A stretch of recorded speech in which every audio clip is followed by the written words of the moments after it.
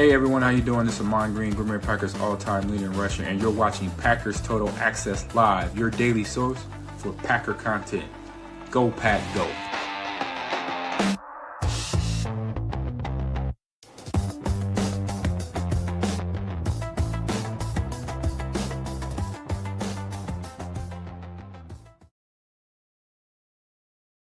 What's up, guys? Welcome into Packers Total Access. My name is Clayton. You can check us out on packernet.com. Find me on Twitter at Packers_access. It is officially Green Bay game day as we've got the Packers Bears kicking off this evening at Soldier Field. Really excited to dive into that game in our pregame show, which will go live at 6 p.m. Central Time. But I want to give you guys a real quick live stream here this morning. It's obviously 11:30 my time, 10:30 Lombardi time up there around Lambeau Field. And we've got great news. Really, it's confirmation, I think you could say, with the Micah Parsons ACL injury. You know, anytime you have a knee injury, there can be some collateral damage that's done in those ligaments in the knee. And we're going to give you all the details that we learned about Micah Parsons and how it will affect his return timeline for 2026. We're going to bring you that information. And also, don't look now, Jeff Hafley's being linked to another team that could potentially be suiting him for a head coaching job. All right. So we're going to dive into the details there. We'll talk about why he's one of the prime candidates for a head coaching job and looking at the defensive rankings as well. Before we get into it all, if you would do that YouTube stuff for me, hit like, hit subscribe. If this is your first time tuning into PTA, welcome. Thank you for making us a part of your morning. We're not experts. We're not insiders. We're not media members. We're fans just like you, talking Packers on a daily basis, breaking news, bringing you pregame shows, postgame shows, in-depth analysis. We'll be breaking down the tape on Chalk Talk episodes, the whole 9 yards. This is 365 days a year. We'll be in here in the off season doing contract breakdowns, free agency, the draft, all of that. So if that's the type of content you're looking for, make sure you hit like, subscribe, and click the bell icon so you know when we do go live anytime here in the near future. Now, internet's been in and out. I tried to do this stream at about 9 o'clock this morning. Internet's been in and out. So if it goes out, if the stream drops, everybody just throw in the chat, hey, internet must have went out. They're working on an issue here in the area. But let's waste no more time. Let's get into it. Actually, we'll hold off on that. And let's jump right into the Micah Parsons information. All right. So multiple people reporting. I think the initial report came from Ian Rappaport. And shout out to Mike in the chat. I see you, buddy. We got King Tron in here, Greg Rice as well. So Ian Rappaport, they put out a tweet, right? Or not a tweet, but a report. I think it was on a live stream, if I remember correctly. All right. So what I've done is I've compiled all this information and just threw it in bullet point form, and we'll go through and give you guys everything we know. Obviously, some of this is going to be a little bit redundant. We'll fly through it to get to the important part.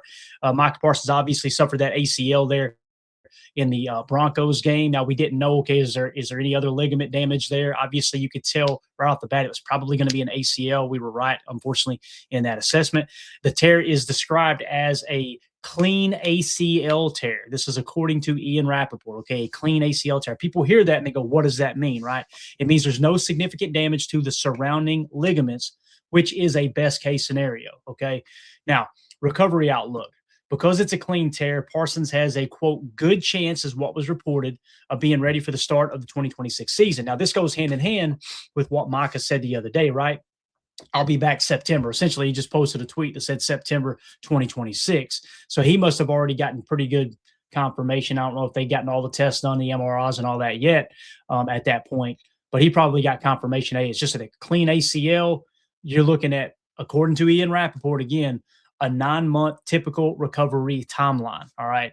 Contributing to that optimism, obviously, that was thrown into the fold there. So, again, there can still be setbacks, right? But we talked about this the other day when we got the information that, hey, it was an ACL, and Micah's looking at September. As long as the surgery goes good, right? And we've seen that stuff go haywire in the past. As long as someone has a strong work ethic, we know Micah's got that. I don't think there's any player in the league that doesn't have a strong work ethic, to be honest with you. I mean, you don't get to that level being lazy, in my opinion. Now, you may get lazy once you get that check, but obviously that's not the player that Micah is, and they're few and far between across the league. So this is great news, in my opinion, man. It really is. You know, teaching team and coach comments, Packers coaches and insiders are optimistic about Packers' return or Parsons' return, though they acknowledge recovery must go smoothly. Again, this is best case scenario September. Okay. There's a chance it could be October. I don't see a scenario where it would be before September. Now, does that mean that he's going to be on the field in September? Does that mean he's back at practice during training camp? That's going to be the big question. So we'll start to really look at this going into July. Like, okay, what's the latest word on Micah Parsons? We'll be giving you all that information with our training camp coverage next year as well. Defense coordinator Jeff Hafley spoken publicly about Parsons' work ethic and potential for a strong comeback. And he also mentioned, by the way, he's going to make it his personal goal to help Micah break the sack record next year. I thought that was kind of cool, though this is more commentary than official timeline news. So again, nothing official. There's not going to be anything official until we say, all right, he's activated, he's on the field, right? Because there can always be setbacks, even the week of practice, the first week coming back. Season impact, Parsons will miss the remainder of the 2025 season. Obviously, his absence is a major blow on defense, and the team will have to adjust while he recovers. We talked about those adjustments the last few days, right? And you're going to get a firsthand look at that, in my opinion, tonight against the Bears. I think what you're going to see is probably a little less cheetah package. You'll probably get more of the traditional what we've seen last year, which will be a good combination of cover 6 and Tampa 2 looks. We've been playing a little more quarters here lately. I personally don't like quarters. You guys know how I feel about that. I like spot drop. I'm not a huge match fan. I feel like you should either play man coverage or you should play spot drop, just traditional zone. The match stuff, when it burst onto the scene, quarterbacks didn't know what the play call was until guys were out of their break, right? So what you did was you removed the quarterback's ability to pre-snap read a large majority of what you're doing there with those matchy coverages, right? If and then. Well, if the receiver does this, then our defense is going to be that. Well, if you don't know what the defense is going to run because they don't know what route you're going to run yet until real time, then the quarterback's obviously going to have to be good at post-snap reading, right? Now, tonight, it might make sense with Caleb to play a little more match because he's not as good at reading the defense, but you got to bring that cage rush, right? So again, it is a major blow to the defense that Micah's gone, but I think you'll see them adjust. You'll see some more of Edgerrin Cooper rushing the quarterback. That doesn't mean you're bringing 5 or more, i.e. a blitz, but I think it will be continual 4-man rush. You'll have some stunts set up to keep Caleb contained, and you'll probably fire Cooper a little bit more, maybe a little bit of Quay a little bit more as well. But we'll see how that goes. So just wrapping up the Micah talk here, a 9-month ACL recovery often lines up with the preseason or week 1 availability if surgery and rehab go well. Comparisons have been made to other players with clean ACL tears who returned in similar time frames, though exact dates will depend on his surgical and rehab process. So again, we'll see how everything shakes out there. It's going to be a very, very thin line before something, between something going wrong and everything falling perfectly into place. I think it's rare that everything falls perfectly into place. That's what was so shocking about Christian Watson, and even Rashawn Gary. So I know we've got the past knee injuries like a David Bakhtiari and some of these other guys, right, that you're a little concerned about. You go, man, what happened with that one? What happened with this surgery? What happened with that knee surgery, that knee issue? However, here recently, between Rashawn Gary and Christian Watson, we're on a heater, as they say, right? So I'm excited to see if that continues here with Micah Parsons. But let us know in the comments, what do you think about the Micah Parsons timeline? We want to hear from you guys and gals. Let's switch gears real quick, and I want to jump into this next part of the show. Diana Rossini with the tweet. Now, you guys know Jeff Hafley has already been linked to the New York Giants job, right? There's rumors that the New York Giants are looking to potentially hire Jeff Hafley, or at least put him in the interview process. Obviously, Hafley, if I remember correctly, is from the Northeast up there in that area, so he would be returning closer to home. Doesn't matter where the team's located. A, if Hafley gets a head coaching offer, right? B, obviously it's going to be more money. Then it doesn't really matter where he's going. He's probably going to take that job unless the Packers up his pay to stay a coordinator, i.e. less responsibilities, but more pay. You could go that route as well. And if there's a defensive coordinator in the league that's worth it, other than Vance Joseph, Jeff Hafley's probably at the top of my list, right? So, again, Vance Joseph will be looking for a head coaching job as well. Now, this is where things are starting to really heat up. Diana Rossini put a tweet out. Sources say the Titans are expected to reach out to Lou Anarumo, I think is how you say the name, Jeff Hafley, Matt Burke, and Jesse Minter regarding their head coaching vacancy. If I remember correctly, Jesse Minter was a part of the coaching staff in Michigan, I believe, when they won the national title. Boy, that program been flipped upside down. That's a story for another show. Internally, Matt Nagy is also viewed as a serious candidate. More names I'm hearing, obviously they have more names there in the article. So again, the top names mentioned are Lou Anarumo, Jeff Halfley, Matt Burke, and Jesse Minter. If you were to look at all four of those and go, all right, which one would you choose out of those four? Now, I know we have a biased opinion because we see Jeff Halfley's defense on a weekly basis. The one that sticks out to me the most right there is Jeff Halfley, unfortunately, right? So again, now you've got the Giants linked to him. You've got the Titans that are potentially linked to him. It's going to be really, really interesting to see what happens with Jeff Halfley. Now, again, why do teams want Jeff Halfley? Listen to these rankings, guys. This is where Jeff Halfley's defense ranks this year. All right. Scoring, defensive scoring, opponent points per play. Green Bay is currently ranked 6th in the league. All right. What about yards per play, overall yardage, right? Every time the offense runs a play, how many yards do they average when they run a play? Okay. The Packers are 5th at only 4.8 yards per play. The teams ahead of them are tied for second are Houston, Seattle, Cleveland at 4.7, and then Denver is sitting at 4.6. Okay. So again, you've got the 6th best scoring defense. You got the 5th best overall total defense. Now, in terms of stopping the pass, sometimes you find yourself in the top 5, top 10 of scoring defense, and you think, okay, that's great and all, you're keeping them out of the end zone. That's the number one goal, but they might be a little weaker at covering the pass as opposed to playing the run, or vice versa. Well, in this case with Jeff Halfley, scoring defense checks out, the total yardage, yards per play checks out, and then you go down and look at the opponent yards per pass attempt. So the passing defense rankings, Green Bay is sitting 5th at 5.9. They're only behind the Chargers, the Seahawks, the Broncos, and the Houston Texans. And then, of course, running the ball, right? You got to stop the run at the National Football League level. This is what Jeff Halfley's defense has been so good at. And they were really good last year as well. One of the top 3, if I remember correctly, is how they finished the year. We are tied for 3rd in rush defense with 3.8 yards per carry, okay, allowed. So, again, 6th, 5th, 3rd. Yeah, tied for 3rd. Everything. If you're looking for a defensive-minded head coach, and you're going across the league, you're checking all the boxes with Jeff Halfley, unfortunately. So let's hope he stays put. And here's the other thing, just to give a little bit of hope here for Packer fans, obviously.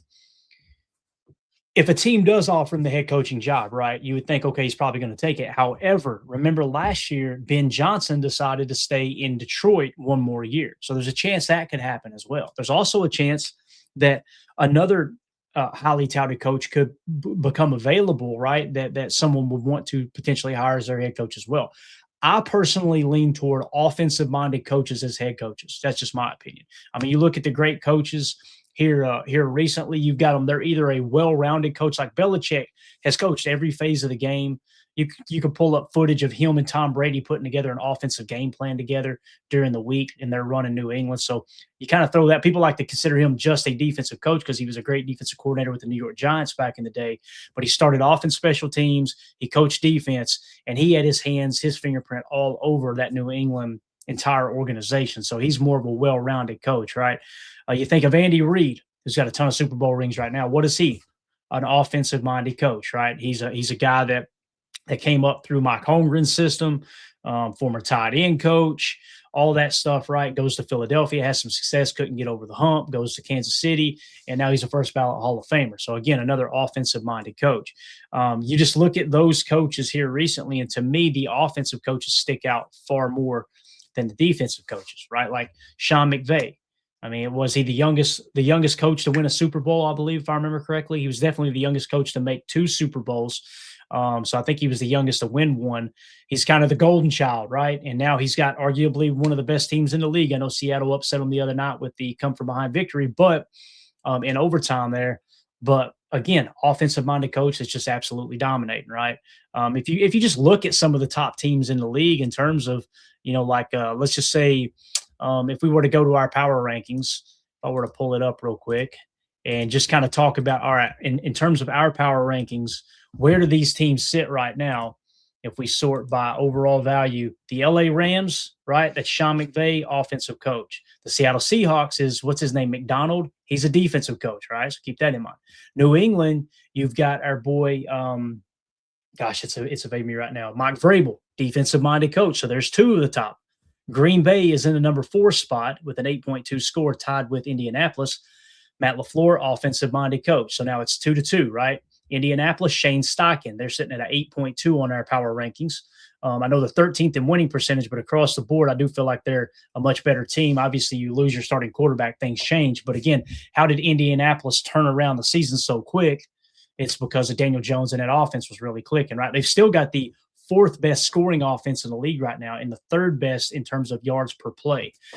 So again, offensive-minded coach. So now it's 3-2. Jacksonville, Liam Cohen, Duval. Man, we made so much fun of him.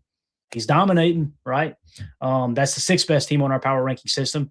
Liam Cohen, former offensive coordinator from the Sean McVay coaching tree, right? He spent some time in Kentucky for a little bit, came back to the pros. They're off and running. So now what is it? 4-2. Denver, Sean Payton. He's in the number 7 spot, right? Got the best winning percentage in the league. There's 5-2 now, offensive-minded coaches. Detroit, that's our boy Dan Campbell, former tight ends coach. Obviously, he's calling the plays on offense in Detroit, offensive-minded coach. That's 6-2. Houston is DeMeco Ryans in the number 9 spot there, defensive coach. So now it's 6-3. And then Philadelphia, you've got our boy Nick Sirianni, one of the most underrated coaches, I think, in the league right now, to be honest with you. Got a Super Bowl ring, offensive-minded coach. Although he don't call the plays, he was a former play caller, I believe, in Indianapolis, if I remember correctly. So you're talking about, so was that 7-3? 7-3, the top 10 teams in our PTA power rankings are offensive-minded coaches. So again, if it were me doing a coaching hire, I would not hire a defensive coordinator as the head coach. That's just me personally. However, we've seen it time and time again. These owners do like defensive-minded coaches as their head coach. So to me, that gives me a little bit of hope that, okay, 2 things. Maybe he goes the Ben Johnson approach and decides to stick around in Green Bay one more year if he does get offered a head coaching job. Now, if it's somewhere that's a dream job for him, maybe that's the Giants. Maybe that's whoever, right, to get closer to home up north in the Northeast. That would, I can understand that. But maybe he says he goes the Ben Johnson approach and stays with the Packers, or maybe, maybe the Packers give him a little bit more money, make it a little more enticing, or these teams interview everyone and go, you know what, we want to go the offensive route. That could be the case as well. So I'm excited to see how everything unfolds. You're probably wondering, Clayton, we got a game tonight. Why are we talking about off-season coaching changes? Why are we talking about Micah Parsons' injury status for next year? Because it's Packers Total Access. Why do we call it that? We don't want to look at it from just a fan's perspective. We try to look at it through the eyes, through the lens of the organization. These are the questions. You can bet your sweet ass that this organization, Ed Policy, even Matt LaFleur, they're having conversations with Jeff Hafley because, I guarantee you they know firsthand, all right, these teams are interested in Haf. Their gears are already turning. Who's going to be the replacement for Hafley? Is it going to be Derek Ansley from within the building? Is it going to be Coach Covington from within the building? Do you keep those guys in place and go outside of the building and get a DC? Well, here's the problem. If Hafley does leave, what happens? Hafley probably takes a good chunk of his staff with him, meaning he would take whoever the Packers did not promote to DC, he'd probably take the other one, whether it's Coach Covington or it's Derek Ansley. He would take one of those guys as his DC, most likely, right? Now, and it doesn't stop there. Throughout the assistant room, what happens? Well, now you go and get the, whatever. Coach Covington's a defensive line coach, right? Or, and I don't even know his exact title. He may be like run coordinator or what have you. Let's say he's only a defensive line coach. Well, you can give him a what do we call it? You're actually going to give him a promotion. It's not a lateral move if you promote him to run game coordinator if he doesn't already have that title at his new stop. So you can hire him as your defensive line coach, run game coordinator, right? So there's a lot of little things that come into play. The moral of the story is we're talking about this stuff now because it's going to hit quick as soon as the season's over. And we want to go ahead and start planting that seed on everybody here in the chat and everybody that watches the show and listens on the podcast form that these are the things that we're going to be watching as soon as the season's over, as soon as the Packers hoist that Lombardi. At least that's what we hope, right? So anyway, that's it, guys. Wanted to give you guys a quick, no, Greg, we're not doing a mock draft, sir. I just want to give you guys a quick episode here. I had a few minutes. I'm glad the internet held on here for us.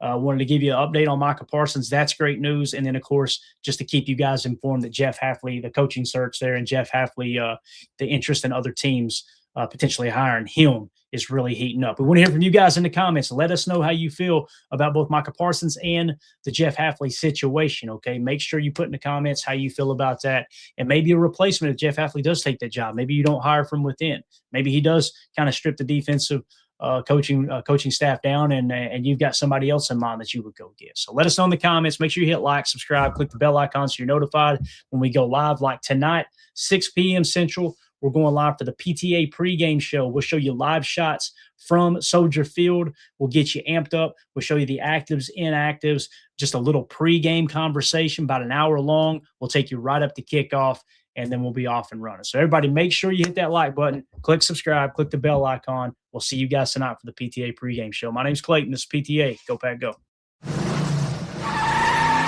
Here we go. Bye, guys.